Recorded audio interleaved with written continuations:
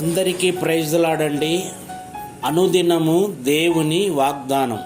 ప్రియులారా, ఈ ఉదయకాలంలో మన కోసం దేవుడు ఏర్పరచబడిన దేవుని వాగ్దానాన్ని జ్ఞాపకం చేసుకుందాం.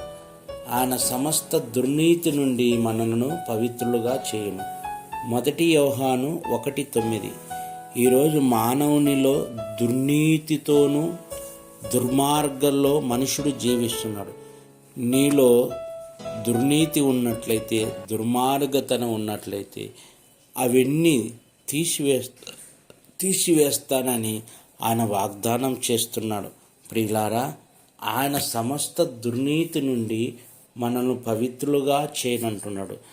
మరి ఈరోజు మానవుడు దుర్నీతి ఒకవేళ కలిగినట్లయితే, మరి నీ జీవితంలో వాటిని తీసివేసి పవిత్రమైన జీవితము, పరిశుద్ధమైన జీవితమును కలగజేస్తానని ఈ ఉదయకాలం మనతో మాట్లాడుతున్నాడు.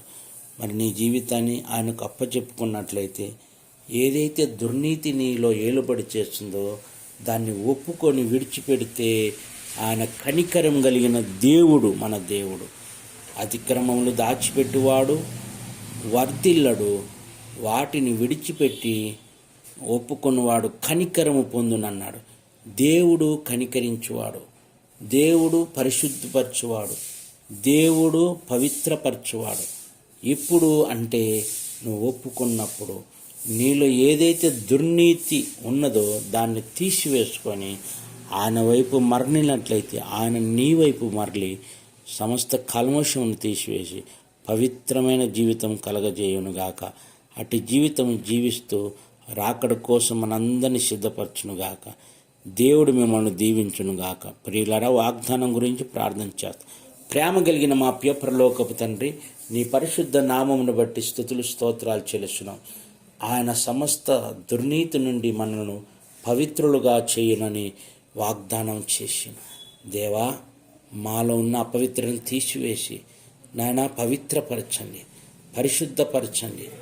మాలో ఉన్న ప్రతి అవిధేయతను కొట్టివేసి రక్తంతో శుద్ధీకరించమని ఈ వాగ్దానం మా జీవితంలో నెరవేర్చి మహిమగల రాకడ కోసం సిద్ధపరచమని యేసు నామమున అడుగుచున్నాము తండ్రి. ఆమేన్.